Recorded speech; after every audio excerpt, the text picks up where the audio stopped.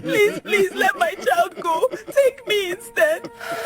They smiled at mothers, promised care, but every baby they held vanished into the hands of the rich and the ruthless. No one heard their cries. No one saw them again. If only Dave had known that losing his job that morning would change his entire life forever. Maybe he would have walked out of that factory with a smile instead of tears.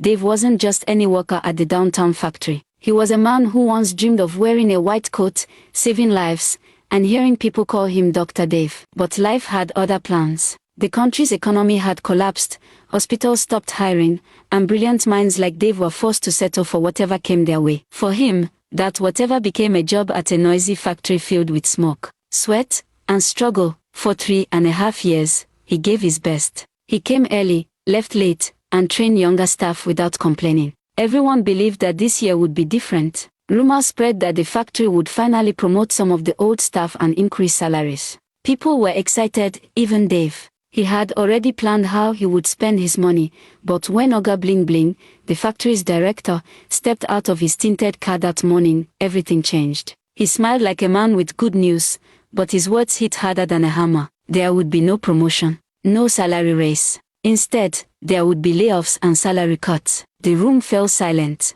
Dave stood there speechless. After all the years he gave that factory, this was his reward. Dave and some angry workers confronted Oga Bling Bling, demanding fairness. But the man's guards rushed in, and within minutes, Dave was dragged out like a criminal. He was fired, without a single payment. Standing outside the gate, he felt completely lost. The sky looked dull, his hands shook, and his heart burned with shame. As he walked home frustrated and hopeless, a black SUV stopped beside him. The tinted window rolled down slowly, and a familiar voice called, "Dave, is that really you?" He turned, and froze in shock. Sitting behind the wheel was Laura, his old classmate from medical school, now glowing in wealth and elegance. She smiled warmly. "It's been ages, Dr. Dave. What happened to you?" That was the beginning of something that would soon change everything, and not in a good way. Dave couldn't believe his eyes. Lara, the same girl who used to struggle with him through long nights of anatomy lessons, now sat in a luxury SUV that smelled like money and success. Her hair was perfectly styled, her nails polished, and her confidence filled the air. For a moment, Dave forgot his pain. They laughed as they recalled their school days, but behind his smile was a heavy heart. He felt embarrassed standing there in his worn-out clothes, holding a nylon bag that contained his last meal from the factory.